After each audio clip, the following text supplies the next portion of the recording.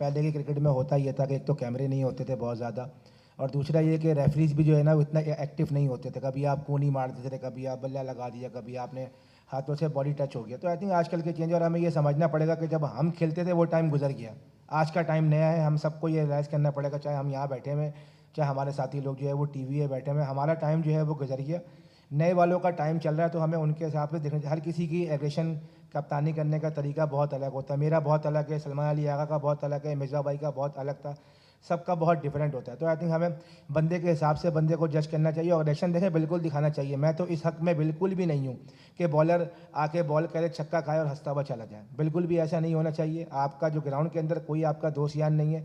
अगर आपने क्रिकेट खेलनी है, चाहे वो दोस्त ममालिक भी हो, चाहे वो आपका दोस्त ममालिक ना भी हो, तो मैं तो इस हक में बिल्कुल भी नहीं होता कि भाई आप छक्का खाएं और हंस के चले जाएं। आपको छक्का मारे, आप उसको आगे से फिर अगला बॉल ऐसा करो कि उसको पता चलना चाहिए।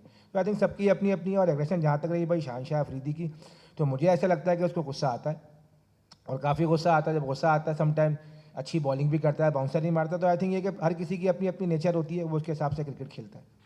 अकब भाई, आप बड़े ज़बर अब्बास बात कर रहा हूँ जी। आप मतलब वसीम भाई, वकार भाई, रज़ाक भाई और सारे शुएब अख्तर बड़े स्ट्रगलर रहे हैं, एंड तक बहुत हार्ड वर्किंग रहे हैं आप। आपको क्या लगता है कि आपके बैकअप में हमारे पास ऐसे फास्ट बॉलर हैं जिनमें आपको अपना रिफ्लेक्शन नज़र आता हो कि ये बंदा फ्यूचर में बहुत नाम बनाएगा? और नंबर दो, क्या आपको लगता नहीं है कि हमें आखिरी 5 ओवर T20s में अपने प्लेयर्स को, बॉलर्स को इतना ट्रेन करना चाहिए कि विकेट टू विकेट बॉल करें, ताकि बैट्समैन कहीं भी जाए और वो बॉल अपनी लाइन ना छोड़े? बिल्कुल, मैंने खेली भी है, और परसों मैच भी लगा हुआ था शारजा का, और मैं देख भी रहा था, और अपने आप को देख के भी बड़ी शर्म भी आ रही थी कि हम एक वनडे मैच खेल रहे हैं जिसमें हमने वाइट यूनिफॉर्म पहना हुआ है और रेड बॉल हाथ में पकड़ी हुई है। और उस वक्त मैं देख रहा हूँ कि जो फिटनेस लेवल थे हमारे बहुत बेहतर थे। आप वो अभी मैच देखिएगा, ऑस्ट्रेलिया को टीम को देखिएगा, इंग्लैंड की टीम को देखिएगा, इंडिया की टीम को देखिएगा, हमारी कुछ बहुत बेहतर फिटनेस लेवल थे, हम बहुत बेहतर थे उनसे। आप जो बात कर रहे हैं ना कि जो हम जो करते थे 40 में कोई आउट नहीं है तो अगले 50 ओवर में 6 आउट हो गए हैं, ना वो बॉल रही, ना वो टाइम रहा, ना वो लोग रहे। अब जब तक उससे बाहर नहीं निकलेंगे, आपके सवालों का आपको जवाब ही नहीं मिलेगा। आज के दौर में इस पूरे वर्ल्ड कप में सिवाय एक ऐसा बॉलर है बुमराह, जिसको भी अब मार पड़नी शुरू होगी, because he is different, he is not normal bowler की तरह, ना उसका एक्शन है, वो आता है, वो मैं कहता हूँ वो फास्ट बॉलर्स का उस्मान तारिक है, कि वो जितनी तेज़ कराता है उस तरह ना उसका फ्लो किसी बैट्समैन का बनता है, ना उसका रिदम बनने वो देता है। तो उसके अलावा मुझे एक बॉलर और बता दें जो इस पूरे वर्ल्ड कप में तमाम टीमों का एक बॉलर जिसको देख के आपको तसल्ली हो कि इसमें वसीम अकरम, वकार यूनस या किसी की रिफ्लेक्शन नज़र आती है। अब नहीं आएगी, क्योंकि पिच और है, फॉर्मेट और है, और आगे जो प्लेयर खेल रहे हैं वो और हैं, और उनकी सारी की सारा दिन प्रैक्टिस ये होती है। जो शॉटें आज लगती हैं हमने तो कभी ख्वाब में नहीं सोची थी ये। हमें तो 40 स्कोर बन जाता था तो सारी रात नींद नहीं आती थी, आज एक ओवर में बन जाता है। तो ये आप ना 90s के उस दौर से ना प्लीज़, उस क्रिकेट का इस क्रिकेट से ना कोई लेना देना नहीं है। और आपको अब सुपरस्टार्स जो है ना वो नज़र भी कम आएंगे, क्योंकि जो स्क्रीन है ये इतनी तेज़ी से बदल रही है कि ये एक दिन T20, दूसरे दिन वनडे, तीसरे दिन टेस्ट मैच है। और आप आज मुझे बताएं कि आज भी हम क्यों उन हीरोज़ को याद करते हैं जो आज से 30 साल पहले क्रिकेट खेल के ख़त्म हो गए, क्योंकि सारा साल खेलते ही वो थे। हम 5 विकेटें लेके शारजा से इंग्लैंड चले जाते थे, 6 महीने मैच नहीं होता था। आज आपकी जो आउटस्टैंडिंग परफॉर्मेंस जो है ना वो अगले हफ्ते में वो नीचे आ जाती है। तो इससे 90 से बाहर निकलें प्लीज़। या मुझे बता दें कि बुमराह के अलावा कोई बॉलर दुनिया में अगर नहीं है तो आपको समझ नहीं आ रही कि वो अब दौर ख़त्म हो गया है।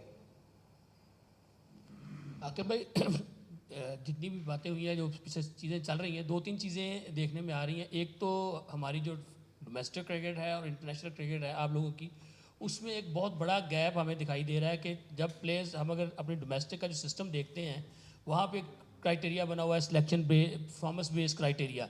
ओपनर की जगह ओपनर खेलेगा, मिडल ऑर्डर की जगह मिडल ऑर्डर खेलेगा। उसके बाद वहाँ पे एक हम देखते हैं कि जो बच्चा परफॉर्म करता है, तो बाज़ औक़ात एक रीजन का टॉप परफॉर्मर होता है लेकिन उसके कोच को पसंद नहीं आता और वो बच्चा वहीं से सिस्टम से बाहर निकल जाता है। एक चीज़ तो ये। दूसरी चीज़ हमने देखी है कि हमारे जो स्टार प्लेयर्स हैं, आप लोग जब खेला करते थे तो आप लोग डोमेस्टिक क्रिकेट को अहमियत देते थे। जब फॉर्म में नहीं आप वापस जाते थे, फर्स्ट क्लास खेलते थे, फॉर्म में आते थे, वापस आ जाते थे।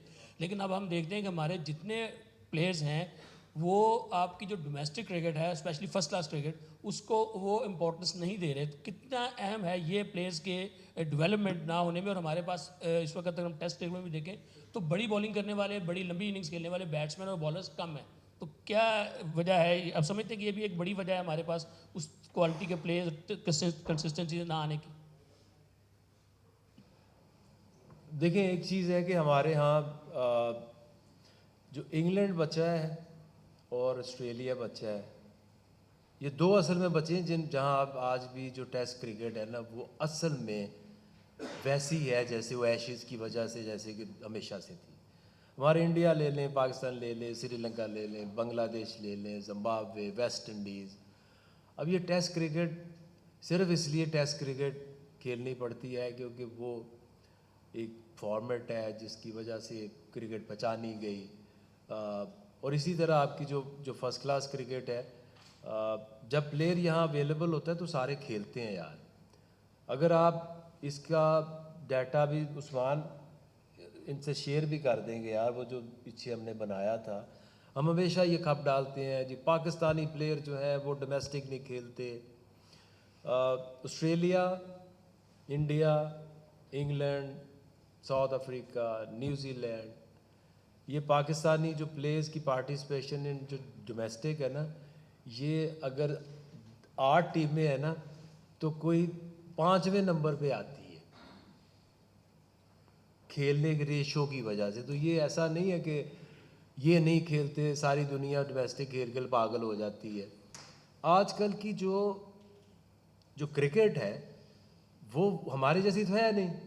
हमारा मैच कोई होगा तो हम डोमेस्टिक क्रिकेट छोड़ेंगे ना। तो आज की आप अगर पिछले साल में देखें तो आपका कौन सा, मैं तो ये देखते रहता हूँ कि हर महीने हमारे इंडिया से मैच आ रहा है। कभी अंडर-19 का, कोई शहीन का आ रहा है, कभी पाकिस्तानी टीम का आ रहा है। तो अब ये 12 महीने आप क्रिकेट खेलते हैं और उसमें जो लीग्स हैं वो भी डोमेस्टिक क्रिकेट ही हैं।